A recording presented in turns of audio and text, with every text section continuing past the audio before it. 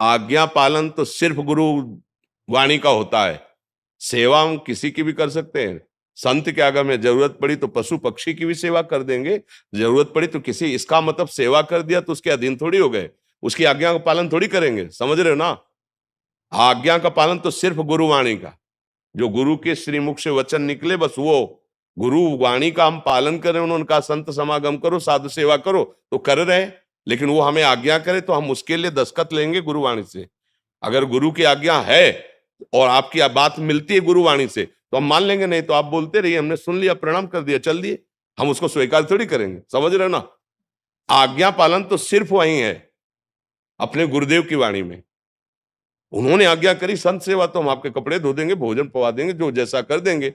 और अगर संत है तो चाहे जिस निष्ठा का हो, तुम्हारे अंदर भाव वही प्रकट होगा जो गुरुवाणी में लिखा है।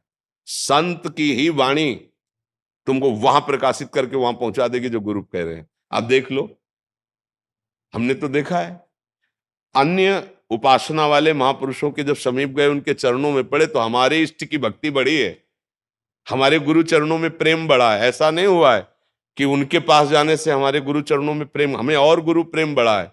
तो जहां सच्चे संत महापुरुषों की सेवा होती तो इष्ट और गुरुवाणी में प्रेम बढ़ता है। इसीलिए तो आज्ञा करिए कि संतों का समागम करो, साधु सेवा करो। तो इसका मतलब नहीं कि अगर हमारी सिद्धांत पद्धति से विरुद्ध कोई आचरण करे तब तो फिर मानना ही नहीं है ना। हमारे केवल आज्ञा है, भूखा है तो भोजन दे दीजिए, जरूरत है तो शरीर सेवा कर दीजिए, वो भी ढूंढ के नहीं करना।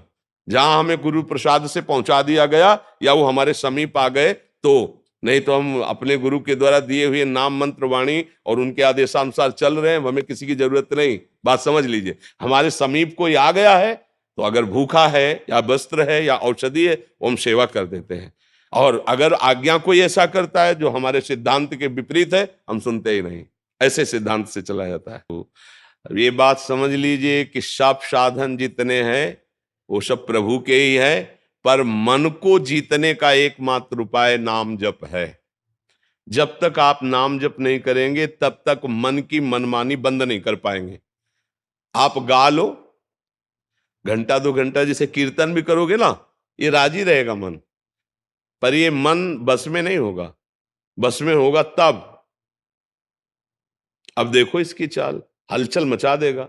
थोड़ा शांत होइए, आंख खोल के या आंख बंद करके मंत्र में या नाम में लगिए, अंदर ही अंदर सुमिरन में आइए। और जहां सुमिरन में आएंगे तो देखना इसकी मार पड़नी शुरू हो जाएगी मन में, मन जलन पैदा कर देगा, भागने लगे, अब फंसा है। और जितना आप अंदर अंदर जप करेंगे उतना ही ये मन निर्मल होता जाएगा, आपके अधीन होता जाएगा। जब मन को परेशानी होती है तो हम लोग मन में तदात्म किए, इसलिए लगता है कि बस नाम जप मत करो, और चाहे जो कर लो, ढोलक बज रही, हारमोनियम बज रही, तबला बज रहा, नाच रहे गा रहे, इसमें मन राजी हो जाएगा। लेकिन शांत बैठकर एकांत में गुरु चरणों को प्रणाम करके और फिर नाम में डूबना, ये बड़ा कठिन काम है। आप देख लो अंदर से, और यही मन को बहुत जल्दी निर्मल करता है। ऐसा नहीं, भगवान नाम कीर्तन, वाणी कीर्तन, ये सब बहुत मंगलमय है, लेकिन मन को अधीन करने के लिए एकमात्र उपाय है ना, अंदर ही अंदर सुमिरन करना, अंदर ही अंदर। तो जो नाम मिला है, जो मंत्र मिला है, खूब अंदर अंदर सुमिरन करो, सुमिरन से अंदर सब ठीक हो जाएगा। बढ़िया अंदर मन प्रसन्न है ना, तो बाहर से चाहे जितनी विपत्ति हो आप आनंदित। और अंदर से मन कलुषित है तो बाहर चाहे जितनी सुख सामग्री हो आपको सुख अनुभव में नहीं आएगा। खूब सुमिरन करो, नाम सुमिरन करो जो गुरुदेव ने दिया है। हम तो वृंदावन वासी, हम तो राधा राधा राधा राधा रटते, राधा वल्लभ श्री हरिवंश रटते, आप लोग देख